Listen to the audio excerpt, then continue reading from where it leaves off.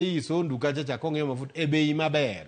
Mage ranyisi manyiso ni kare gigi nyalo bedo ni beyo. Ka mago ok ti to bende embe ber nokone. But gima duong' moloyo en ni sama en kanyo no bende in kaka wuode kidhi e bengi ni idwaro kawo hola moro itim go gik moko 2 3 kata ior gik moko dala.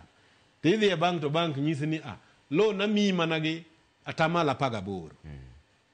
Bende sirkal nyalo duoko loan mondo bed ni inyalo yude gi kata 14%.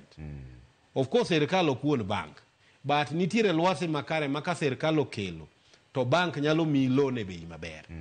Chien kacha kane wan gi ker manosenindo Mwai Kibaki, ne okelo chik kata lwasi mane chuno weg bengi ni koro giyawo kiosk e dhot mawacho ni bi amiyi loan maonge kata security. Ang'o manomiyo mano timore?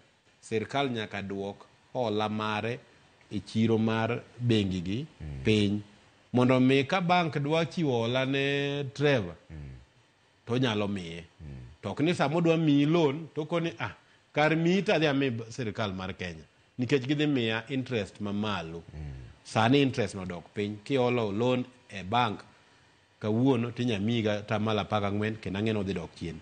Sani ka sirkal dwa holo pesa kuom bank machalo kaka KCB kata NCBA sani en 9%, 8%.